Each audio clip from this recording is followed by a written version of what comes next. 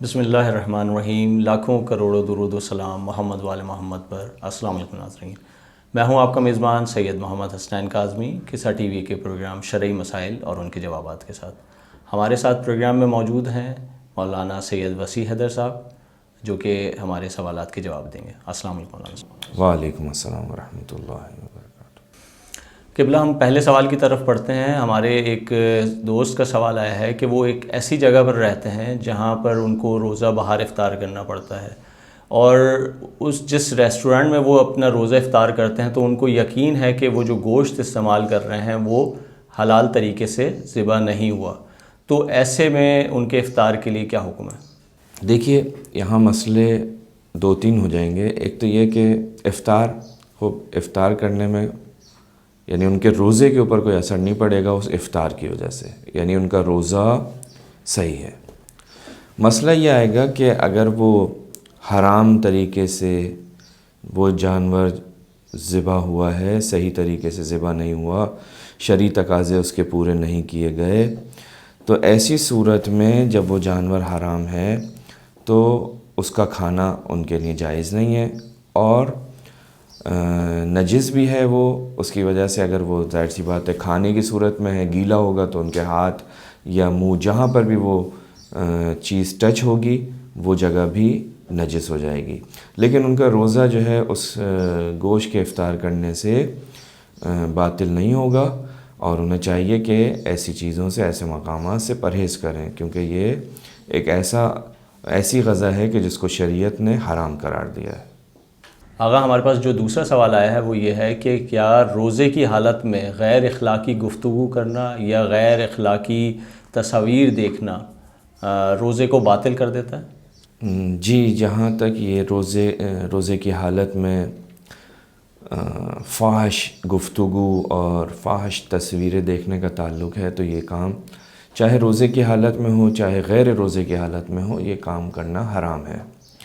لیکن اگر کوئی شخص اس حرام کام کا مرتکب ہو رہا ہے تو وہ اس کام کے نسبت تو فعل حرام انجام دے رہا ہے، لیکن اس کا روزہ اپنی جگہ صحیح رہے گا، اور البتہ روزے کی جو عظمت ہے، روزے کا جو تقدس ہے، وہ اس کا خیال نہیں رکھا، اور روزہ اپنے معراج پر اس عبادت کو جو انجام دینا چاہیے تھا، جیسے کما ہوا حق کا، اس طرح سے نہیں ہے۔ لہٰذا اس کو خاص طور پہ ہمیشہ اپنی زندگی میں ان چیزوں سے بچنا چاہیے، لیکن روزہ اس کا صحیح ہوگا۔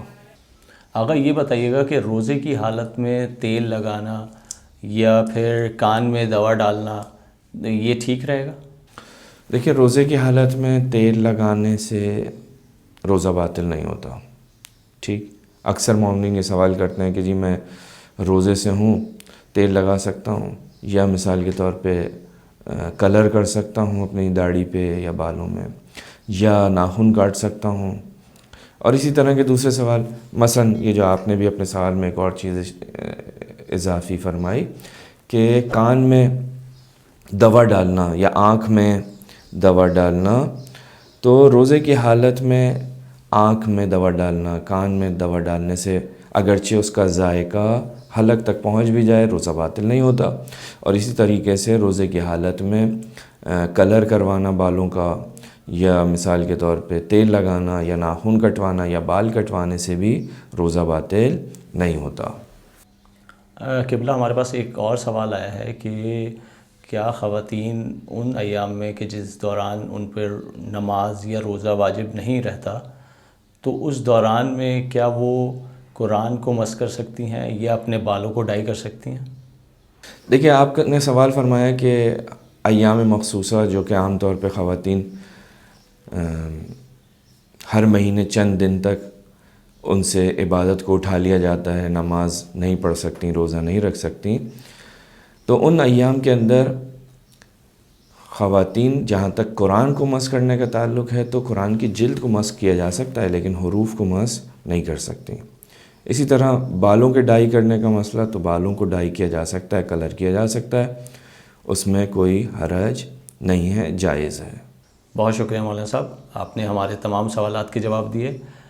ناظرین، امید ہے آپ کو پروگرام پسند آیا ہوگا. اگر اس سلسلے میں آپ کے کوئی بھی سوالات ہوں تو دیے گئے واٹس ایپ نمبر پر ہمیں واٹس ایپ کریں. ہم کوشش کریں گے کہ آنے والے پروگرام میں ان سوالات کو شامل کر سکیں. اب دیجیے مجھے اجازت. آپ کا میزبان سید محمد حسنین کاظمی، قصہ ٹی وی کے پروگرام شرعی مسائل اور ان کے جوابات کے ساتھ. اللہ حافظ.